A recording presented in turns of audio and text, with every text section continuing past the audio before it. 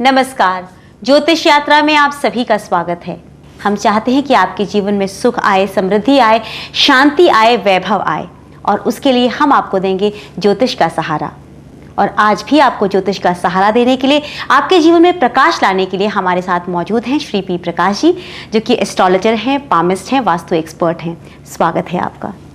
नमस्कार प्रकाश जी। जिंदगी हमारी यूं ही गुजर जाती है, कभी झगड़ों में, कभी छोटी छोटी बातों में, लेकिन जिंदगी में जो सुख, जो वैभव हमें चाहिए होता है वो अक्सर हमें प्राप्त नहीं हो पाता।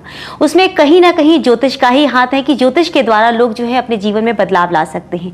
आप इस तथ्य को कहाँ तक सही मानते हैं कि इंसान के जीवन में आज जो कड़वाहटें हैं, जो एक दूसरे से अलगाववाद है, या जो आजकल आप देख रहे हैं भौतिक सुख के प्रति लोग ज्यादा दौड़ रहे हैं, उसमें ज्योतिष का क्या महत्वपूर्ण योगदान हो सकता है इंसान को सही दिशा प्रदान करने में? योगिता जी, बड़ा सुंदर प्रश्न है आपका।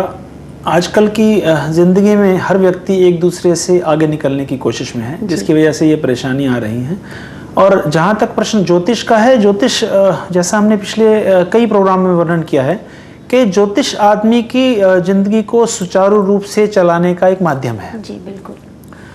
किसी की अगर दशाएं खराब चल रही हैं तो हम कहते हैं कि आप ये काम ना करें, और अगर उस पर वो थोड़ा सा अमल करे तो आने वाला जो जीवन है उसका सुचारू रूप से चल सकता है। जी बिल्कुल सही कहा आपने। अब हम आपसे, चूंकि हर बार कालसर्प योग के बारे में कुछ ना कुछ खास पूछते ही रहते हैं, तो आज हम आपसे 11वें भाव के बारे में जानना चाहेंगे कि अगर उस भाव में किसी को कालसर्प योग हो तो उसका क्या बुरा प्रभाव पड़ता है या क्या अच्छा प्रभाव पड़ता है? युक्ता जी, 11वें कालसर्प योग का नाम है विषधर कालसर्प योग। ये 11वें घर में राहु और 5वें घर में जब केतु आता है तब लगा करता है। ऐसे व्यक्तियों का ये कहूँगा कि थोड़ा सा जो हायर एजुकेशन लेने में उनको तकलीफ हुआ करती है, उनके बच्चों का स्वास्थ्य कुछ ठीक नहीं रहता। और जहाँ तक प्रश्न है कि फाइनेंशियली, देखिए 11वां घर एस्ट्रोलॉजी में कहा गया कि 11वें घर में कोई भी ग्रह हो उसके रिजल्ट हमेशा शुभ ही आते हैं। तो यहाँ पैसे का प्रश्न नहीं है। ऐसे व्यक्तियों को उसके चचेरे भाई कई दफ़ा धोखा दिया करते हैं, चाहे वो बिजनेस में हो या वैसे हो। और इस तरह का अगर किसी का कालसर्प योग है तो मैं यही कहूँगा कि निवारण करा ले उसका, और बच्चों का, दोनों का उससे भला हो सकता है। आपने धोखे की बात कही है, तो इसके लिए क्या आप जिस तरह से उपाय बताते रहते हैं, उन उपायों की तरह ही कोई छोटा सरल उपाय होता है जिसे करना उनके लिए सब बहुत पॉसिबल होता है, इजी रहता है? देखिए योगिता जी, कालसर्प योग का एक विधान जो है वो थोड़ा सा करने का लंबा है। वो जो हल्के और छोटे उपाय हैं, ऐसा नहीं है कि उनसे इलाज नहीं होता, लेकिन फिर भी अगर किसी सज्जन को ऐसा है तो मुझसे फोन पे बात कर ले या मेरे से पर्सनल आके मिल सकता है। जी अच्छा, अब आप जैसे हर बार एक किसी स्पेशल योग के बारे में जानकारी देते हैं, आज किस योग पर चर्चा करेंगे आप? आज हम बात करेंगे योगिता जी सरस्वती योग का। सरस्वती योग, क्योंकि सरस्वती योग जो है वो विद्या से ही उसका कंसर्न है। अगर केंद्र में बुध, शुक्र और बृहस्पति आ जाएं, या किसी व्यक्ति की कुंडली में बृहस्पति बहुत स्ट्रांग हो और सेकंड हाउस बड़ा अच्छा हो, उसका मतलब अच्छे ग्रहों से कि उसके अंदर होने चाहिए, तो ऐसे व्यक्ति पढ़ने में बड़े विद्वान हुआ करते हैं और धार्मिक ग्रंथों का ज्ञान रखते हैं। और ऐसा ही कहूँगा कि मार्केट वैल्यू उन लोगों की काफ़ी स्ट्रांग हो जाया करती है विद्या को लेकर। जी हम जानना चाहते हैं, क्योंकि आप जन्म कुंडलियों की विवेचना बहुत अच्छे तरीके से करते हैं, लोगों को बहुत सारे टिप्स भी देख करके ही बताते हैं, यहाँ तक कि हाथ भी देख करके आप बहुत कुछ बताते हैं। हम आपसे जानना चाहते हैं कि अक्सर राहु को बुरा ही ग्रह माना गया है, हमेशा राहु के बारे में कहा जाता है कि वो सबका बुरा ही बुरा करता है।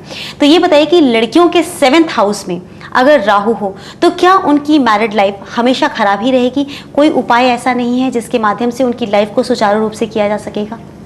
देखिए योगिता जी, 7th हाउस में अगर राहु है तो थोड़ा सा कंट्रोवर्सी जो है आपस में बनती रहती है इसमें, और जो वैवाहिक जीवन है वो थोड़ा अस्थिर सा हो जाया करता है। राहु का साधारण तौर पर कोई हवन यज्ञ किया जा सकता है, लेकिन फिर भी अगर 7th हाउस में राहु है और किसी योग्य पंडित से आपने दिखाया, उन्होंने बताया कि इसकी वजह से प्रॉब्लम आएगी, तो ये अगर शादी का जब समय आता है लड़की का, जब कन्यादान करें, जो व्यक्ति कन्यादान करे उस लड़की का, वो एक चांदी की एक ईंट बना ले, छोटी सी 50 ग्राम वजन की या 100 ग्राम, जैसा उसकी इच्छा हो, और जब जिस टाइम कन्यादान करे उस वक्त लड़की के हाथ में वो ईंट दे दे चांदी की। जो ईंट वो लड़की चांदी की सारी जिंदगी अपने पास संभाल कर रखेगी।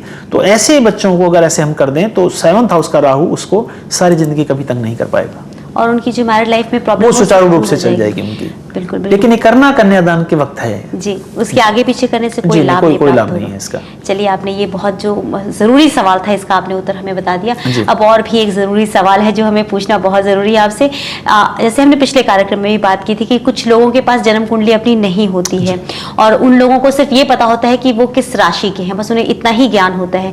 और उनकी अगर बिजनेस में प्रॉब्लम आ रही हो, नौकरी में प्रॉब्लम आ रही हो या उनको समृद्धि प्राप्त नहीं हो पा रही हो, तो उनके लिए हमें क्या करना चाहिए, ये आपसे हम जानना चाहेंगे। आज स्पेशली हम मिथुन राशि वालों के लिए आपसे जानना चाहेंगे।